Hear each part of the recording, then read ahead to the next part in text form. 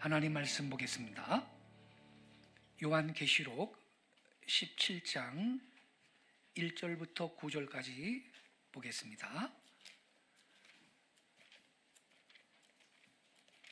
요한계시록 17장 1절부터 9절.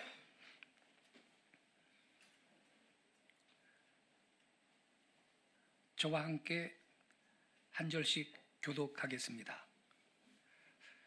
제가 먼저 1절을 읽겠습니다.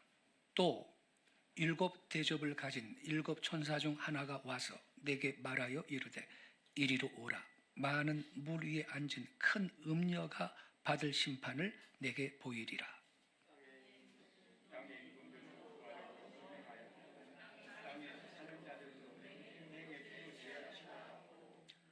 곧 성령으로 나를 데리고 광야로 가니라. 내가 보니 여자가 붉은빛 짐승을 탔는데 그 짐승의 몸에 하나님을 모독하는 이름들이 가득하고 일곱 머리와 열 뿔이 있으며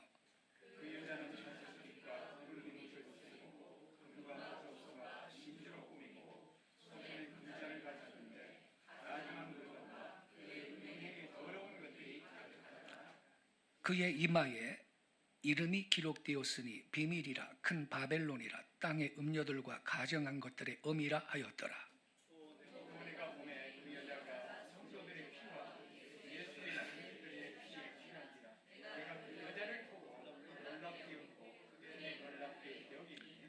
천사가 이르되 왜 놀랍게 여기느냐? 내가 여자와 그 탄 일곱 머리와 열 뿔 가진 짐승의 비밀을 내게 이르리라.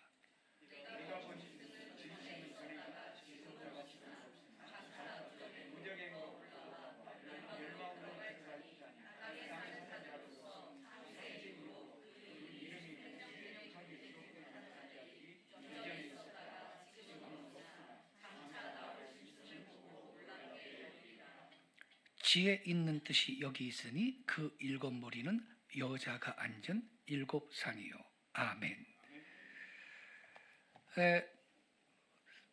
우리 교회는 매달 6월 달에 충계 말씀 사경회를 진행을 하고 있습니다. 주일날 연속 4주 말씀 사경회로 한 달을 주님 앞에 예배하고 있습니다. 금년의 주제는 큰 음녀 바벨론의 정체, 이러한 주제를 갖고 진행하고 있는데 오늘 3번째 시간입니다. 본문에 보면 여자가 붉은빛 짐승을 탔는데 하나님을 모독하는 이름들이 가득하다 그랬습니다. 그 짐승의 몸에. 그리고 이 4절에 보면 그 여자는 자줏빛과 붉은빛 옷을 입었다. 또 6절에는 이 여자가 성도들의 피와 예수의 증인들의 피에 취했다. 본문에 등장하는 여자는 교회를 상징하는 것입니다. 성경 용어에서 여자는 교회입니다. 왜냐하면 교회는 그리스도의 신부이기 때문입니다. 근데 이 교회가 배교하고 도덕적으로 또 교리적으로 타락할 때 음녀가 되는 것입니다. 우리는 이 음녀의 정체가 무엇인지를 계속해서 지금 추적을 하고 있습니다. 본문에 보면 음녀는 자줏빛, 붉은빛 옷을 입고 있다, 이렇게 기록하고 있습니다. 4절에 그 여자는 자줏빛과 붉은빛 옷을 입고 그랬는데 로마 가톨릭 고위 사제들의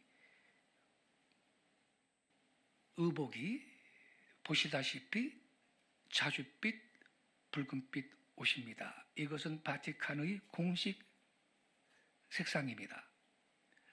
현 교황 레오 14세입니다. 붉은빛 옷을 입고 있습니다. 근데 본문 4절에 보면 이 여자는 손에 금잔을 들고 있습니다. 그 여자는 손에 금잔을 가졌는데 이렇게 기록되어 있습니다. 이분은 먼저 교황 프란치스코 교황인데 손에 금잔을 들고 있습니다. 교황은 금잔을 들고 미사를 집전을 합니다. 자줏빛 옷을 입고 손에 금잔을 들고 있습니다. 현 교황 레오 14세입니다. 손에 금잔을 들고 있습니다. 로마 카톨릭의 엠블럼은 금잔을 든 여자입니다. 위의 동전은 교황 레오 12세의 동전입니다. 1825년에 주조되었는데 오른쪽 동전을 보시기 바랍니다. 여자가 금잔을 들고 있죠.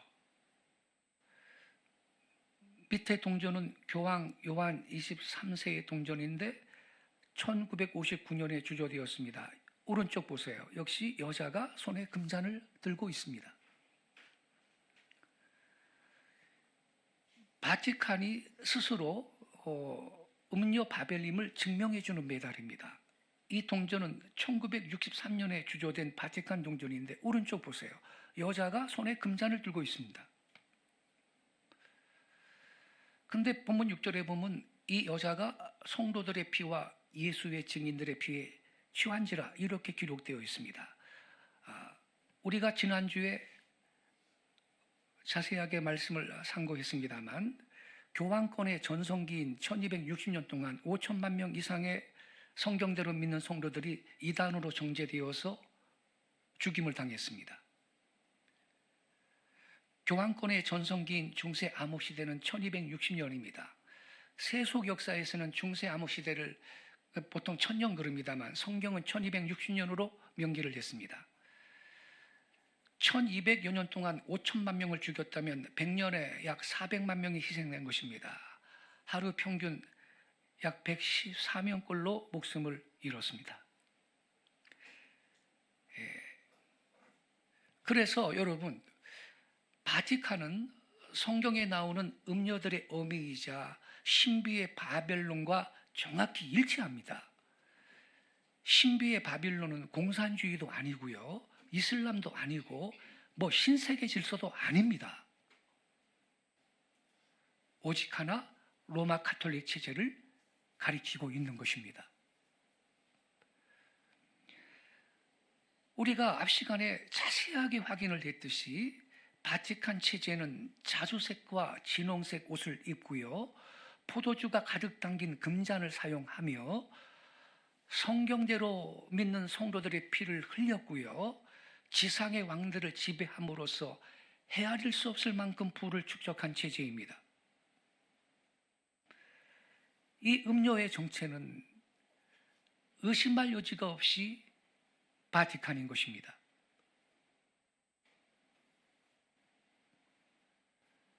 오늘 한 가지 더 증거를 확인할 것입니다.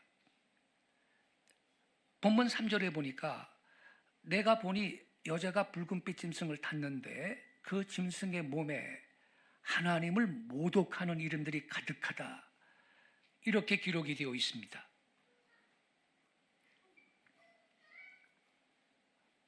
과연 그렇습니다, 여러분? 음녀는 신성 모독, 곧 하나님을 모독하는 이름이 가득한 것으로 묘사되었습니다. 이 음녀가 타고 있는 짐승의 몸에 하나님을 모독하는 이름들이 가득하다. 이것은 곧 이 음녀가 신성 모독, 하나님을 모독하는 존재라는 것을 보여주고 있는 것입니다. 교황 요한 바오로 2세는요, 1984년에 이런 말을 했습니다. 하느님에게 가지 마라. 죄의 용서를 위해서는 짐에게 와야 한다 그랬습니다. Don't go to God for forgiveness of sins. Come to me. 이게 개혁교회 성도들은 말이 안 되지만 가톨릭은 이게 말이 됩니다. 왜냐하면 가톨릭 교리에서는 고제되지 않는 죄는 사함이 없다, 이런 교리가 있습니다. 그게 뭐냐면 고해성사를 말하는 거예요. 고해성사. 그래서 이런 말을 하는 거예요.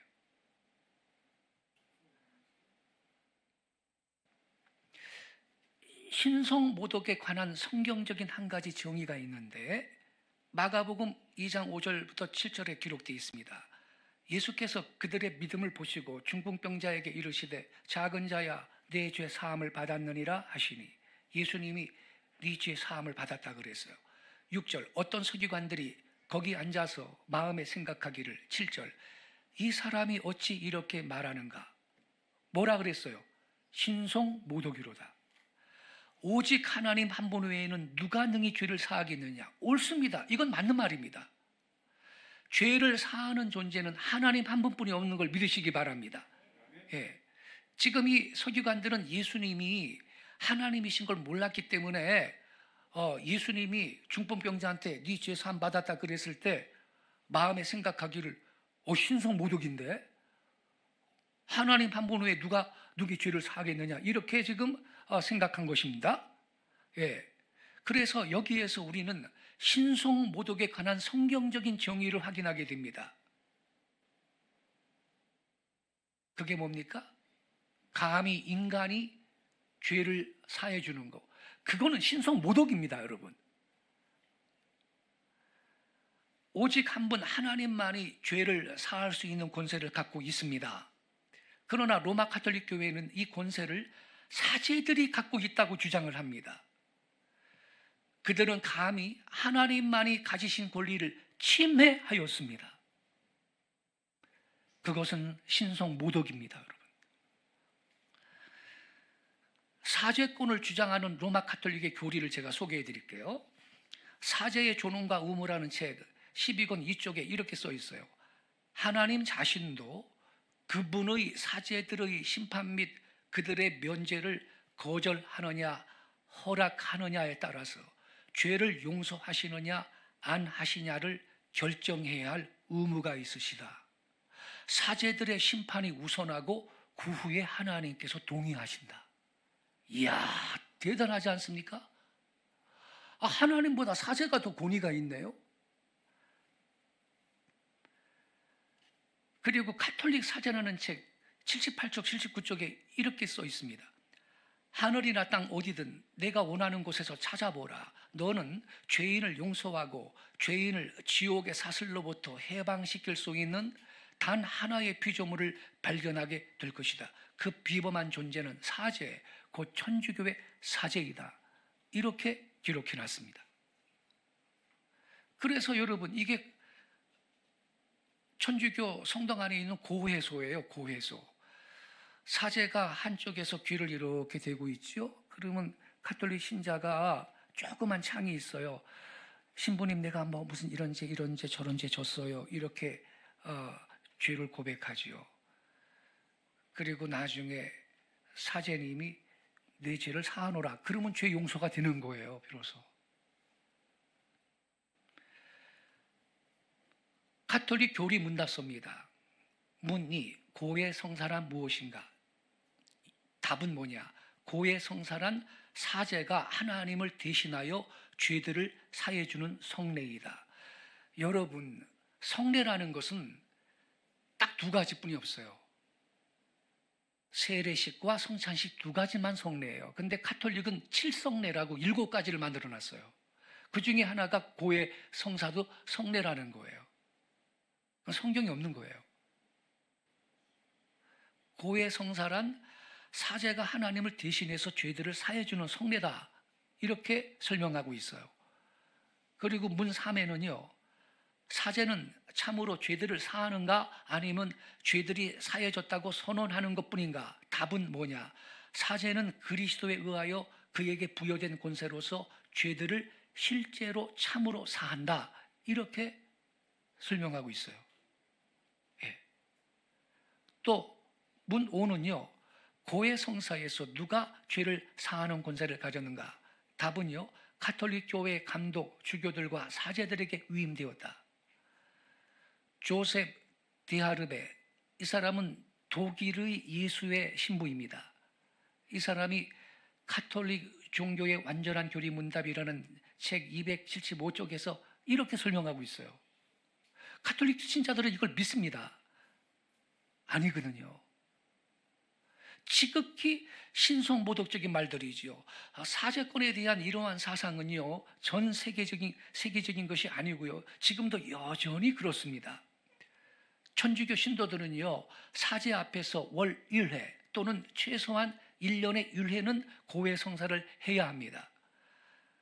마가복음 2장 3절부터 5절이 보여주고 있는 것처럼 이러한 것은요, 계시록 17장 3절에 묘사된 신성모독의 실례인 것입니다. 이렇게 천주교 신자들은 고해소에 가서 사제에게 죄를 고백하고 그래야 죄 용서를 받습니다. 그러나 여러분, 성경은요, 하나님의 가족으로 태어난 사람은 죄를 용서 안 받기 위해 하나님의 왕자로 직접 나갈 수 있다고 말씀하고 있습니다. 시편 32편 5절, 다윗의 시입니다. 우리 같이 읽겠습니다. 시작. 내가 내 죄를 주께 시인하고 내 죄악을 숨기지 아니하였나이다. 내가 바라기를 내가 내 죄가들을 주께 자백하리이다 하였더니 주께서 내 죄의 악을 용서하셨나이다. 셀라. 할렐루야. 여러분, 이 말씀을 믿고 이 말씀대로 사시기 바랍니다. 우리가요, 내 죄를 주께 시인하고 고백하면 주께서 내 죄를 용서하시는 것을 믿으시기 바랍니다. 중간에 사제가 낄 필요가 없어요. 요한일서 1장 9절에도 만일 우리가 우리 죄를 자백하면 그분은 예수님이에요. 하나님이에요. 하나님이 미쁘시고 의로우사 우리 죄를 사하시고 우리를 모든 불의에서 깨끗하게 하신다고 말씀하고 있는 거예요. 여러분, 이 말씀을 믿으시기 바랍니다. 그러나 수백만의 독실한 가톨릭 신자들이 신부가 자기들의 죄를 사해 줄 권세가 있다고 믿으면서 고해소 앞에 줄지어 서 있습니다. 그들은 거짓 교훈에 기만당한 것입니다.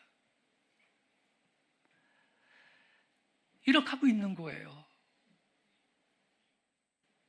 그런데요, 이 1년에 한 번 적어도 해야 되는데,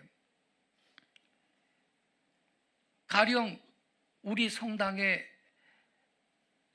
신자들이 70명, 100명 정도 되면 우리 개신교로 말하면 담임 목사님이, 담임 신부님이 그 신자들 목소리를 다 알잖아. 그러면 여기에 가가지고 신부님 내가 무슨 죄 졌어요? 그러면 우리 담임 목사님이 내가 누가 무슨 죄 졌는지 다 들을 거 아니에요. 그래서 고해하기를 꺼리게 되잖아요. 그러니까 이 고해할 때 저쪽 신부님이 우리 성당으로, 이쪽 신부님은 저쪽 성당으로 이렇게 교체도 한답니다. 예. 불필요한 일들이거든요. 베드로전서 2장 9절 말씀은요, 우리 모두가요 성직자들이라고 알려주고 있습니다. 이렇게 써 있어요. 노란 글씨. 여러분은 선택받은 세대요 왕가의 성직자 체계입니다. 이는 성직자들의 왕국이란 말입니다. 근데 로마 가톨릭에서는 전혀 아닙니다. 천주교인들은 사제한테 가서 죄를 고백하도록 교육을 받습니다. 성경에는요, 그렇게 하라는 말씀이 단 한마디도 안 나옵니다. 성경은 우리가 우리의 죄를 하나님께 고백해야 하고요, 거듭난 크리스천들의 교회 안에서 서로한테 고백해야 한다고 가르칩니다. 그러나 사제한테 고백하라는 말은 없습니다. 야고보서 5장 16절에 그러므로 너희 죄를 어떻게 고백하라고요? 서로 고백하라는 말은 있습니다. 근데 사제한테 가서, 담임 목사님한테 가서 고백하라, 한 구절도 그런 말은 없습니다. 여러분,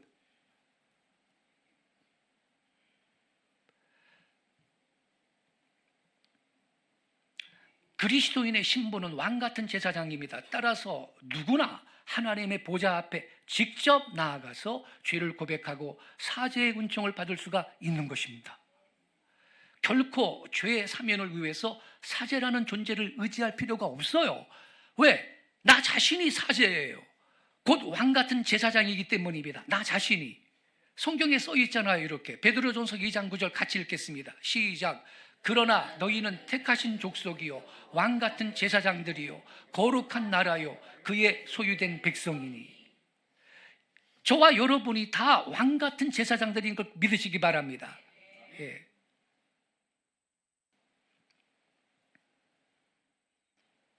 그러므로 모든 신자는 직접 하나님께 나아갈 수 있습니다. 직접 하나님께 나아가 예배할 수 있고 기도와 찬양을 드리며 죄를 직접 하나님께 고백하고 사죄의 은총을 받을 수가 있는 걸 믿으시기 바랍니다.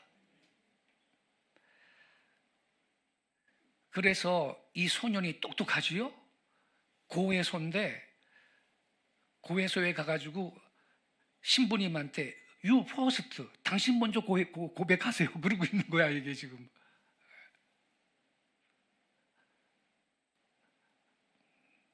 사죄는 죄를 살 권세가 없습니다.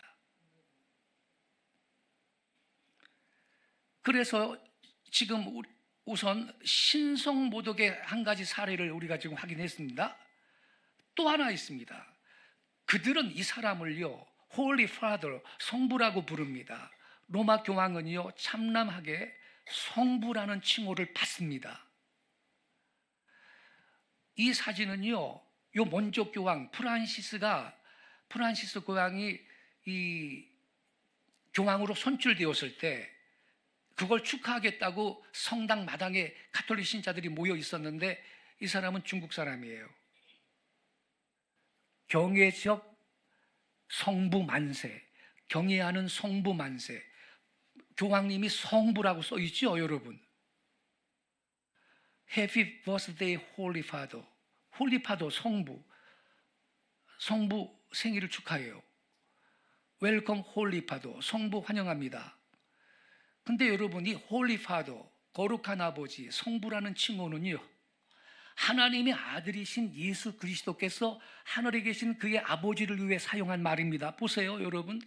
요한복음 17장 11절. 나는 세상에 더 있지 아니하오나 그들은 세상에 있사옵고 나는 아버지께로 가옵나니. 거룩하신 아버지요, Holy Father. 내게 주신 아버지의 이름으로 그들을 보존하사 우리와 같이 그들도 하나가 되게 하옵소서. 거룩하신 아버지, Holy Father는요, 여러분, 오직 하늘에 계신 우리 하나님 아버지 그분만 이 칭호를 받아야 하는 걸 믿으시기 바랍니다. 어떤 인간도 성부라는 칭호를 수용하면 안 됩니다. 그리고 여러분, 실제로 마태복음 23장 9절에 보면 우리 예수님이 이렇게 말했습니다. 땅에 있는 사람을 너희 아버지라고 부르지 말라 그랬습니다. 그러나 교황과 사제들은 자신들을 Father라고 부르게 합니다. 우리 한국교회는 천주교회에서 신부님 그러지만 영어권에서는 Father 그러거든요. 이거는요 성직자들에 대한 예수님의 경고를 정면으로 파괴한 것입니다, 여러분. 특히 그들은 로마 교황을 그냥 Father가 아니고 Holy Father, 즉 성부라고 부르면서 극도의 신성모독을 행하고 있습니다.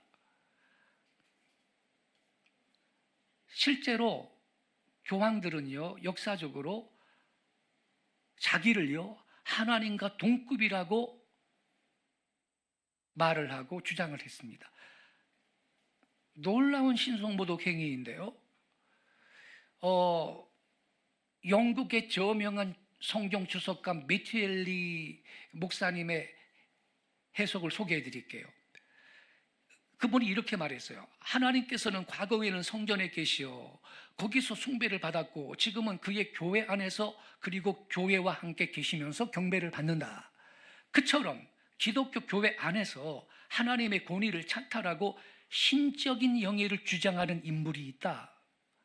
이런 인물에 해당되는 자로서 로마 가톨릭 교황청의 주교들 말고 누가 더 적당하겠는가? 교황도 주교의 한 사람이에요. 그들에게는 다음과 같이 아주 신성모독적인 호칭들이 부여되어 왔다. 우리 주 하나님이신 교황, 도미누스 데우스 노스테르 파파, 지상에 계시는 또 다른 하나님, 하나님과 교황의 통치는 동등하다. 여러분, 이게 중세 1260년 로마 가톨릭을 지배했던 사상입니다. 그리고 내부적으로는 이런 사상이 흐르고 있고요. 이분은요, 제259대 교황인데 비오 11세입니다. 이런 말을 했어요. 너희는 내가 성부이고 지상에 있는 하나님의 대표자이며 그리스도의 대리자임을 알라. 그것은 내가 누구라고요? 지상의 하나님이라는 것을 의미한다 그랬어요. 이야, 대단한 말 아닙니까? 지금 이분은 제위연도가 1922년부터 1939년이면 중세 암흑기가 한창 끝난 후인데도 이런 주장을 하고 있는 거예요. You know that I am the Holy Father. I am God on the earth. 나는 지상에 있는 하나님이다. 이야. 종교 재판을 주도한 교황 이노센트 3세는요, 이런 말을 했습니다. 교황은 이 땅에서 그저 사람으로서가 아니라 진짜 하나님으로서의 지위를 가진다 그랬습니다. 이분은요, 교황 레오 13세인데요, 교황은 너무나 존엄하고 높기 때문에 단지 인간이 아니라 하나님과 같은 존재로서 하나님의 대리자다 그랬습니다. 이분은 교황 레오 13세, 우리는 전능하신 하나님의 자리를 차지하고 있다, 이런 주장을 했습니다. 이분은 교황 니콜라우 5세인데 제208대 교황인데요, 나는 모든 신들 위에 존재한다. I am above all gods.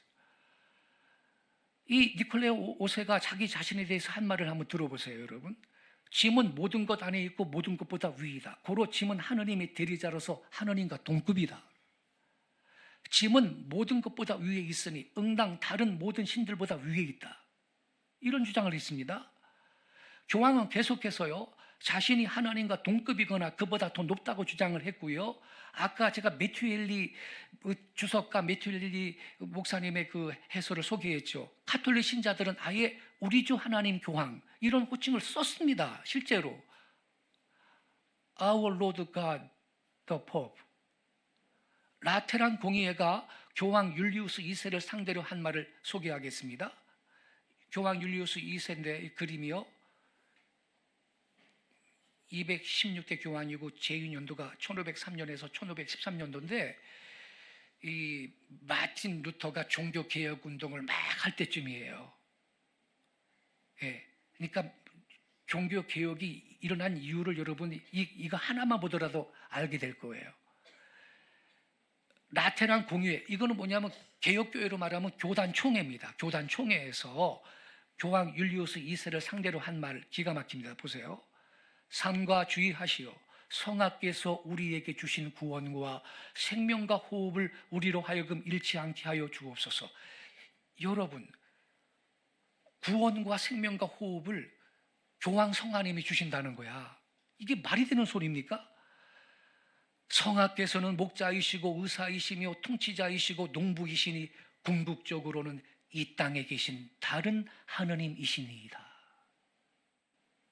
여러분, 중세 시대에 성경이 구텐베르크가 인쇄술을 발견하고 막 찍어내기 전에는 성경도 없었어요.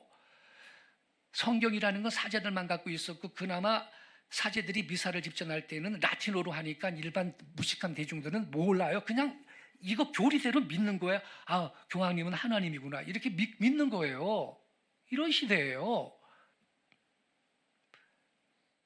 자, 그럼 여러분 보세요. 하나님께서 앉아 계시는 곳이 어디인지 아세요? 크고 흰 보좌 위에 앉아 계시고요, 그룹 사이에 좌정해 계십니다. 우리 하나님이 앉아 계신 곳이요. 계시록 20장 11절 같이 읽겠습니다. 시작.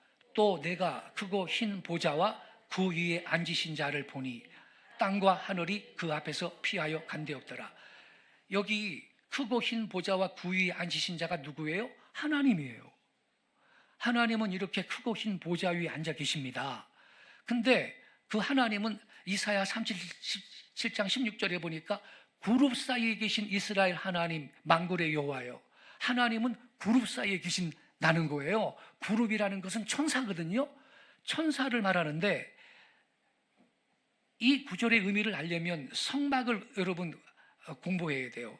이 이스라엘 백성이 애굽에서 탈출해 가지고 가나안 땅 들어갈 때까지 광야에서 이렇게 야영 생활, 수경 생활을 했는데요.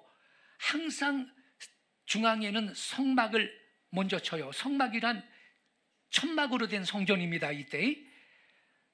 그리고 이 성막을 중심으로 동서남북 사방에 세 지파씩 12지파가 질서정연하게 텐트 치고 이렇게 수경 생활을 했거든요. 낮에는 구름기둥, 밤에는 불기둥이 인도를 했고요. 그런데 저 불기둥이 솟아있죠. 밤이라서. 이 불기둥이 솟아있는 위치를 보세요. 여기가 지성소입니다. 지성소. 성막 안에는 지성소가 있는데 지성소에 법궤가 있고요. 이게 법궤예요. 예, 법궤 뚜껑에 두 그룹 천사가 양쪽에서 이렇게 법궤 뚜껑을 지금 덮고 있는데, 하나님이 요 그룹 사이에 법궤 뚜껑 그룹 사이에 하나님이 임재해 계셨어요. 그래서 이 1년에 한 번 대속죄일날 제사장이 두렵고 떨리는 마음으로 이 지성소에 들어가서 피를 갖고 들어가서 하나님 만나고 나왔거든. 하나님은 이 그룹 사이에 좌정해 계시는 분이에요.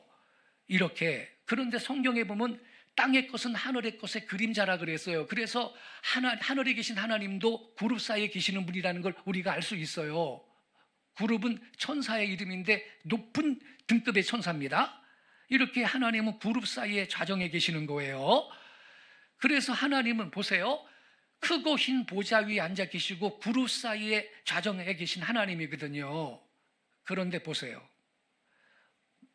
교황이 그룹 사이에 크고 흰 보좌 위에 앉아 있잖아요, 여러분. 이 황금 그룹 보입니까? 이 그룹 천사를 갖다가 지금 묘사한 거예요. 그룹 사이에 크고 흰 보좌 위에 자기가 하나님처럼 이렇게 앉아 있잖아요. 그룹 사이의 크고 흰 보좌 위에 앉아서 자신을 하나님처럼 보여 하나님 행세를 하는 교황입니다. 프란치스코 교황입니다.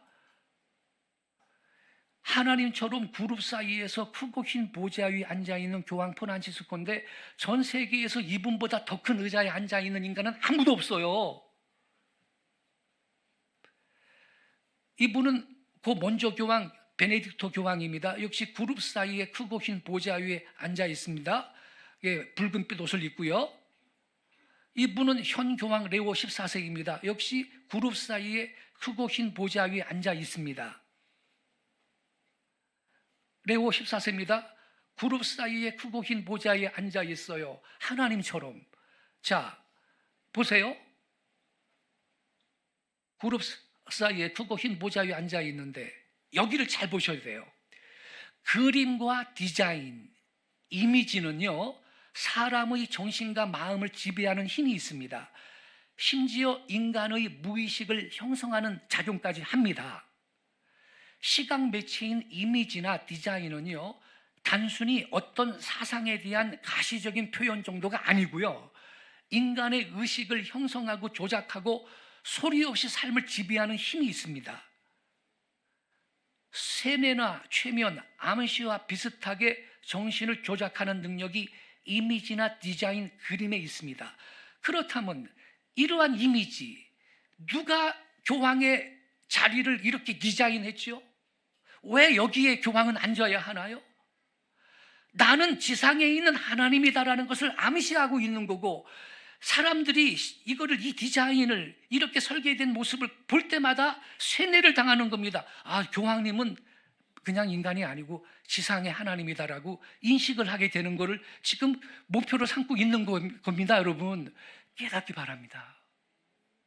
그러니까 이런 자리에 앉아 있는 거, 이런 자리에 앉아서 자기가 하나님처럼 보이는 이것 자체가 여러분 신성 모독적인 행동인 것입니다.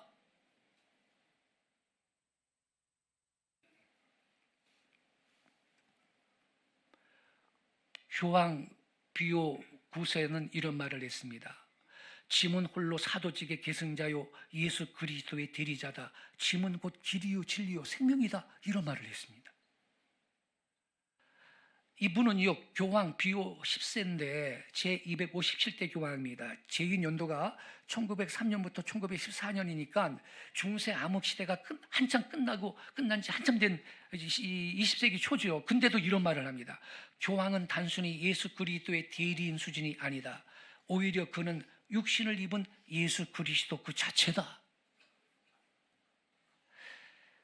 얼마나 여러분 이 신성 모독적인 말입니까?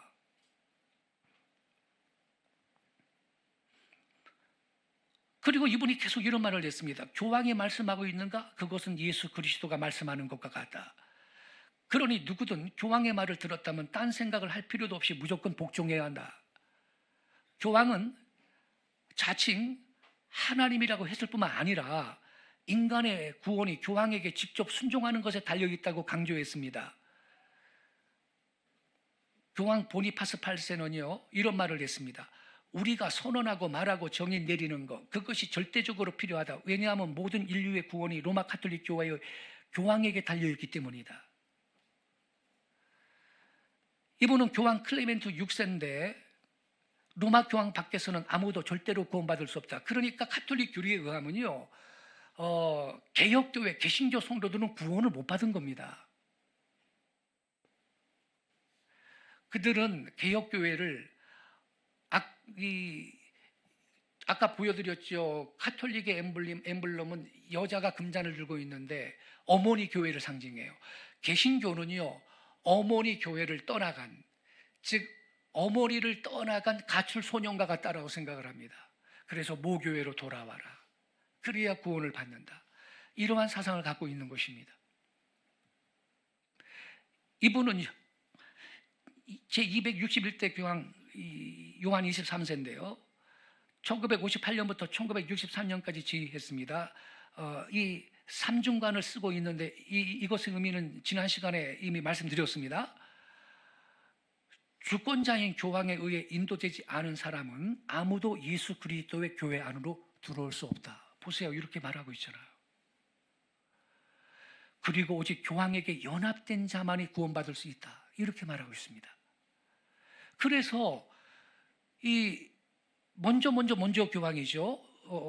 베네딕토 16세 교황이 2007년 7월 10일 날 이런 말을 해가지고 전 세계 기독교 교회를 발칵 뒤집어 놨어요.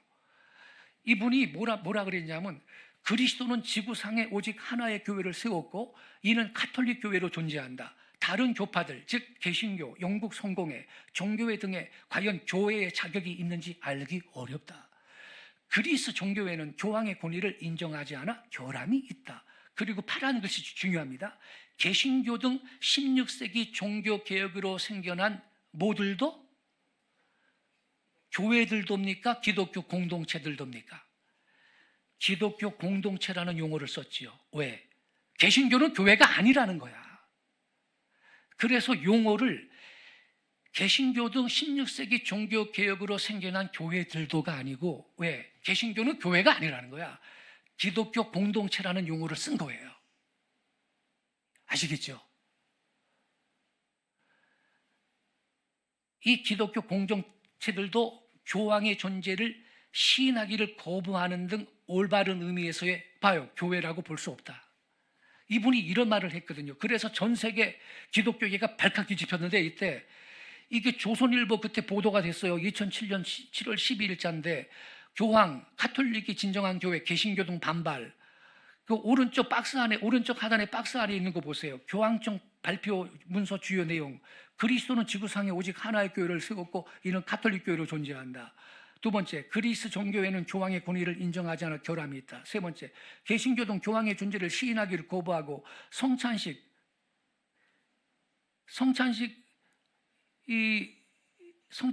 대한 견해를 달리하는 등 올바른 의미에서 교회라고 볼 수 없다. 성찬식에 대한 견해를 달리한다? 당연하지요. 가톨릭에서는 지난 시간에 말씀드렸죠.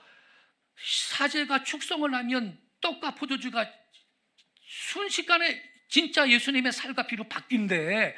이걸 화채설이라고 하지요. 그래서 성체라는 용어를 쓰면서 성체 조배라고 예수님 진짜 살피가 됐으니까 절도 한번 하고, 그래서 종교개혁가들이 아닙니다, 그건 미신적인 겁니다, 이건 상징이에요, 이런 말을 했다가 이단으로 몰려가지고서는 화형으로 죽었던 것 지난 시간에 보여드렸죠. 그래서 이러한 사상이 가톨릭 내부에 있는 것입니다. 지금도. 겉으로는 근데 계속 가톨릭은 그래요. 화해, 일치, 연합. 듣기 되게 좋죠. 화해, 연합, 일치. 근데 사실은 지금 여러분 보세요. 그들이 말하는 화해, 연합이라는 것은 가톨릭 교황의 치맛자락 아래로서의 연합을 말하는 것뿐입니다. 근데 우리가, 제가 지난 시간에 얘기했지요. 유니티보다 더 중요한 것은 퓨리티입니다. 영적인 순결이 더 중요한 거예요. 그릇된 교리를 가르치고 있는 교회들, 그들과 우리는 연합할 수 없어요.